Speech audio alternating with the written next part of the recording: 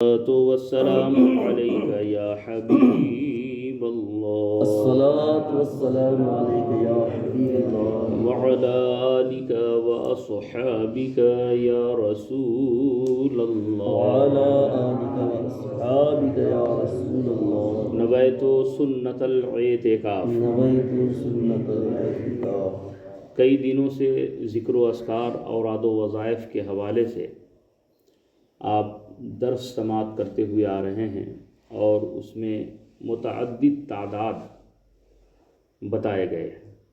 مثلا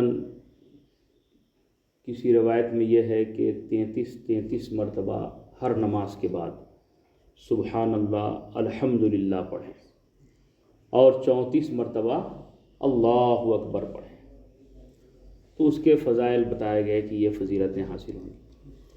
کسی روایت میں آپ نے یہ سنا کہ ہر نماز کے بعد ان تینوں کلمات کو 33 مرتبہ ہی پڑھیں، یعنی الگ ہو گئی روایت۔ کہیں پہ آپ نے یہ سنا کہ ہر نماز کے بعد 10 مرتبہ پڑھ لیں اور رات میں سوتے وقت جو ہے مزید پڑھ لیں، تو الگ الگ تعداد بتائے گئے۔ اس حوالے سے علماء کرام بیان فرماتے ہیں کہ ان میں سے کسی بھی عدد کو اگر کوئی خاص کر لے انشاءاللہ تبارک و تعالی وہ اس فیض و برکات سے مالا مال ہوگا انشاءاللہ۔ آج جو تعداد بتائی جا رہی ہے اس پہ بھی آپ توجہ فرمائیں، یہ مسلم شریف کی روایت ہے۔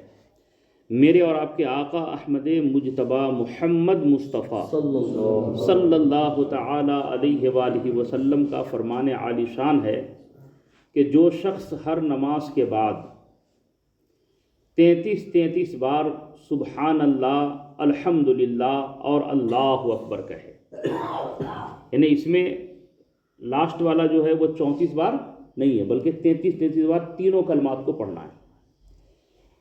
دیکھیے روایت، میرے اور آپ کے آقا صلی اللہ تعالی علیہ وآلہ وسلم ارشاد فرماتے ہیں جو شخص ہر نماز کے بعد 33 بار سبحان اللہ الحمدللہ اور اللہ اکبر کہے،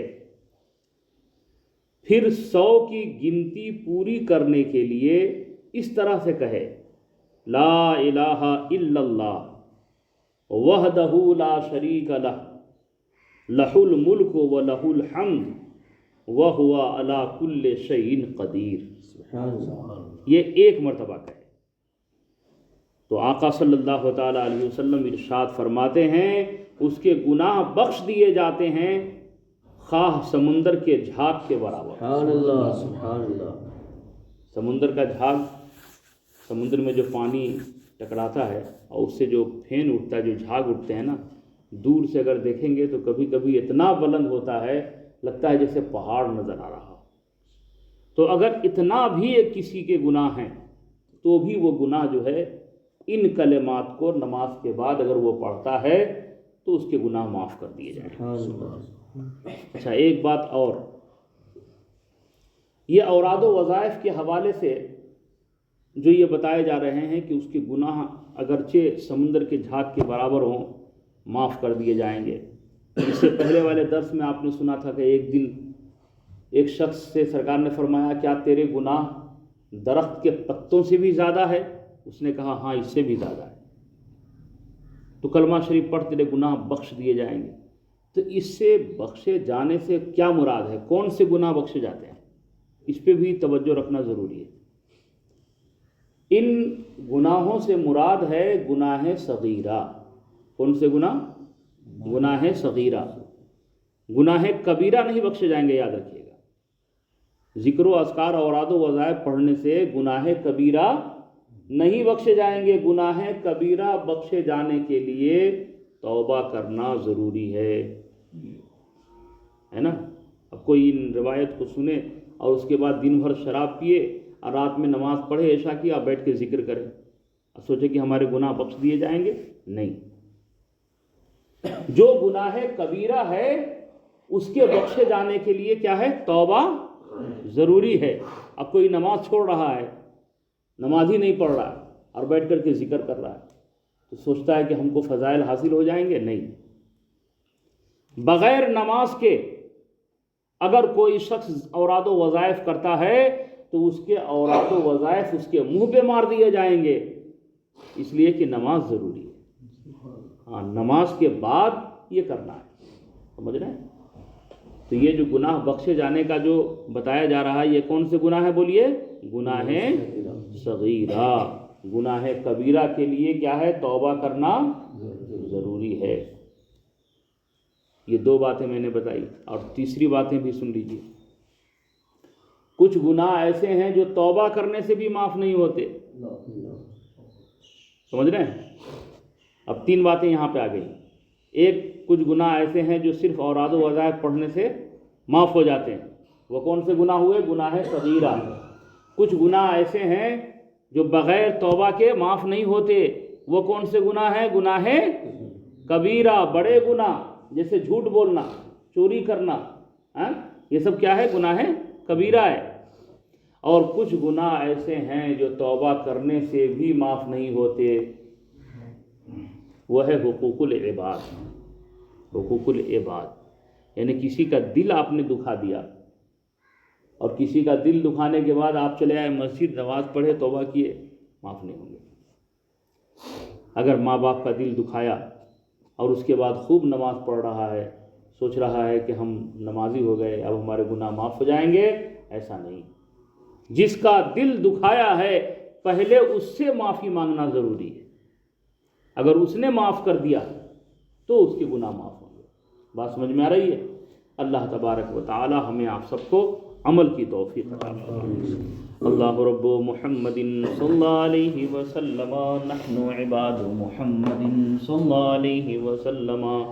یا اللہ، یا رحمان، یا رحیم، یا کریم، یا ستار، یا غفار، اپنے پیارے حبیب صلی اللہ تعالی علیہ وآلہ وسلم کے صدقے ہم سب کے والدین کریمین اور جمیع مومن مومنات کی بخشش و مغفرت فرما۔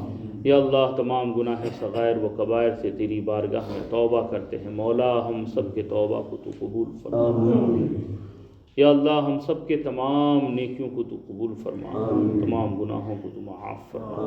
یا اللہ، ہم سب کی روزی میں برکتیں عطا فرما، صحت و تندرستی عطا فرما، عزت آبرو جان مال سب کی تو حفاظت فرما۔ مذہب اہل سنت والجماعت مسلک اعلیٰ حضرت پہ چلنے کی توفیق عطا فرما، ایمان و عقیدے پہ ہم سب کا خاتمہ نصیب فرما۔ ان اللہ و ملائکتہ یصلون علی النبی یا ایہا الذین آمنوا صلوا علیہ وسلموا تسلیما۔ اللہ رب محمد صلی اللہ علیہ وسلم، نحن عباد محمد صلی اللہ علیہ وسلم۔ جب دم واپسی ہو یا اللہ، لب پہ ہو لا الہ الا اللہ محمد۔ خیر البشر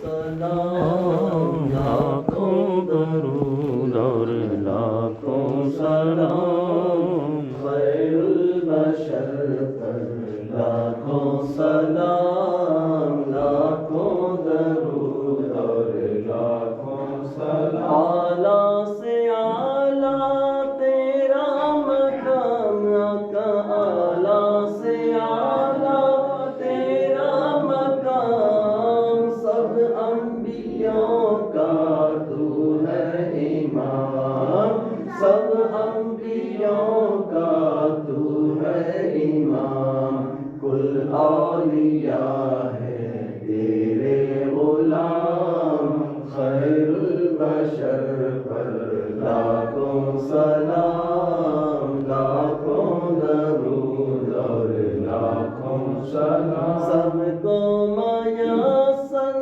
ہوئے مقام آقا، سب کو میسر ہوئے مقام، پہنچے مدینے بن کر غلام، پہنچے مدینے بن کر غلام، پڑھتے درود اور پڑھتے سلام، خیر البشر پر لاکھوں سلام، لاکھوں درود اور لاکھوں لاکھوں سلام۔